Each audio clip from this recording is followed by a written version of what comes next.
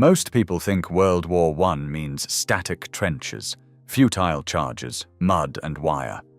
What gets erased is an entire category of close-quarters nocturnal violence. The German stormtroopers didn't fight the war people picture.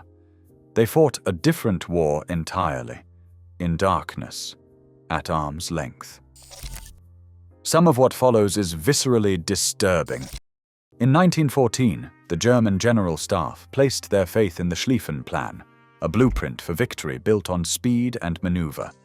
The plan envisioned a sweeping advance through Belgium, Paris falling within weeks, and the Eastern Front left to mobilize in the wake of triumph.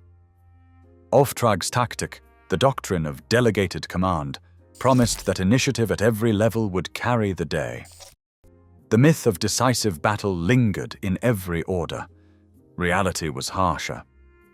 By winter, the Western Front had become a scar 475 miles long, stretching from the North Sea to Switzerland. Trenches, barbed wire, and mud replaced open fields. Each yard was bitterly contested, every gain paid for in blood. The cult of the offensive, the belief that sheer will and maneuver could break the enemy, shattered against machine guns and artillery. The Schlieffen Plan did not simply fail. It was buried beneath earth and steel, its promise of movement lost in the mire. Inside the OHL war diaries, confidence gave way to uncertainty. The memoranda from September 1914 reveal confusion and a dawning sense that the war they had prepared for no longer existed. By January 1915, Falkenhayn's defense in depth became the new doctrine, but the army remained structured for a vanished war. Battalions trained for open maneuver now crawled through tunnels, their attacks broken by enfilade fire. The line held, the casualties climbed. Desperation, not design, drove the search for new tactics. The Stormtrooper would emerge from this crisis not as a hero of movement, but as a weapon forged from defeat. At Verdun in 1916, the officers' detachment entered the line as an experiment, not a solution. The orders were clear. Small groups, moving low and fast, would slip through narrow gaps left by the artillery. Their job was not to seize ground, but to unmake the enemy's sense of safety. In the chaos of February and March, these men found themselves deep inside the French positions, sometimes 100 yards past the wire, while the main German battalions still hugged their own parapets. For a few hours, the old doctrine seemed to flicker back to life. The lines broke. The enemy fell back. But the cracks never widened. Each successful penetration ended the same way. The storm units, outnumbered and unsupported, held a wedge of ruined trench, while the reserves that might have turned a raid into a breakthrough were missing or misdirected. The gaps closed. French gunners, learning fast, boxed in the attackers with counter-barrages. The chance for decisive movement vanished almost as soon as it appeared. The French, watching these assaults unfold, began forming their own assault sections. By the spring, French sections d'assaut mirrored German tactics. Small, heavily armed teams trained for infiltration, not massed attack. The violence at Verdun was no longer one-sided. Both armies now fielded men who specialized in close-quarters killing. What began as a test at Verdun exposed a deeper failure. Tactical brilliance could make a trench dangerous for a night, but it could not alter the shape of the war. Each raid forced both sides to adapt, to escalate, to bleed. The Stormtrooper was not a path back to victory, only a way to survive the deadlock a little longer. By the end of 1917, the German army had transformed its desperate experiment into a system. Stormtrooper tactics were no longer the preserve of a few hand-picked men at Verdun. The program had grown into a machine, recruiting and training on an industrial scale. Official wartime records list 260,000 soldiers classified as storm troops by that winter, nearly 1 in 6 German infantrymen on the Western Front. This was not a secret weapon, but a mass commitment. The process began at the depot. Recruits were screened for physical fitness, nerve, and a willingness to endure the worst the trenches could offer. Selection was only the beginning.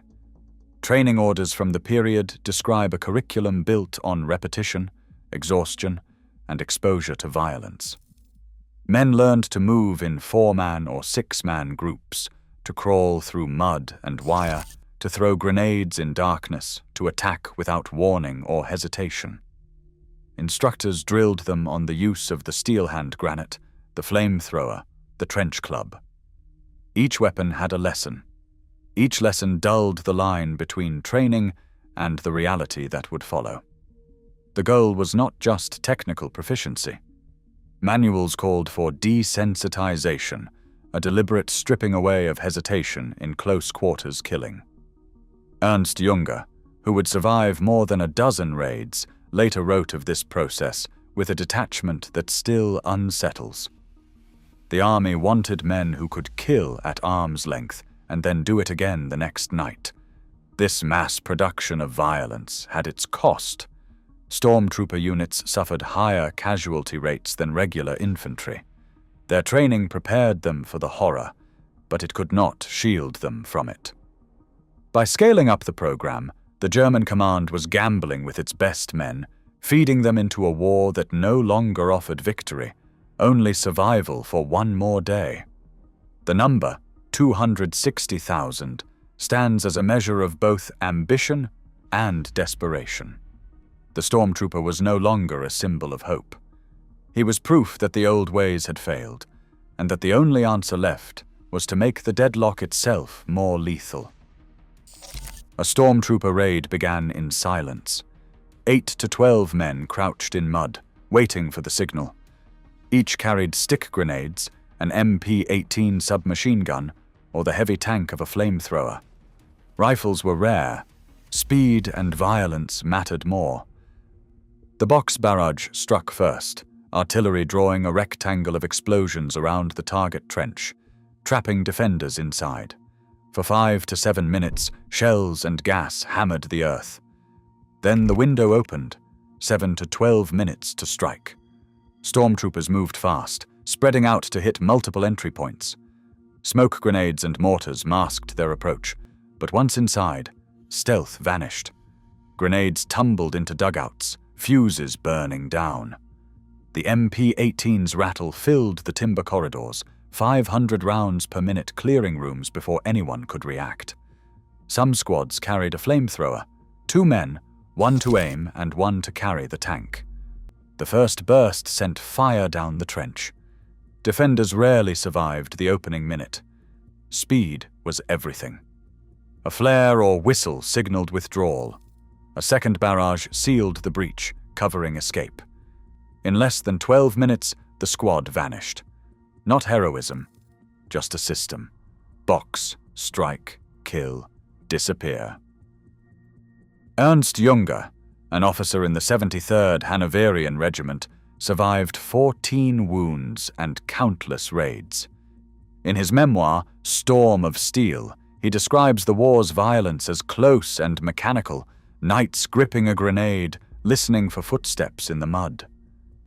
"I thrust my bayonet into the man's belly," he writes, "and as he fell, I turned to the next." There is no drama in his account, only routine. Wounds become part of the rhythm, shrapnel in the thigh, a bullet through the hand, the dull concussion after a grenade. Junger observes, "One becomes used to wounds, as one becomes used to the thunder of the guns." Fear fades, replaced by adaptation. The body learns to move through terror because it must. Remorse is absent. Instead, survival is measured in the grip on a trench club, the angle of a thrown grenade, the moment a flamethrower ignites a dugout. His tone is flat, almost clinical. "After the 14th wound," he notes, "one ceases to count." This is the mindset forged by Stormtrooper tactics, violence as habit, the line between attacker and victim erased, men moving through hell until nothing shocks them. At 4:40 in the morning on March 21, 1918, the German army launched Operation Michael, throwing everything into a 40-mile assault on the British lines. Over 6,000 guns fired for hours, saturating the front with gas and shells. 70 divisions, with Stormtrooper units at the front, surged forward, aiming to break the British Fifth Army and force a decision before American troops could arrive in force. On that first day, British losses reached 21,000. German troops advanced up to 40 miles, overrunning trenches and command posts, moving so quickly that even their own officers lost track. For a moment, it looked like the old promise of breakthrough warfare had returned, but the advance outpaced its own support. Ammunition, food, and medical supplies lagged far behind. German railways could not keep up. Stormtroopers found themselves isolated, hungry, and exhausted.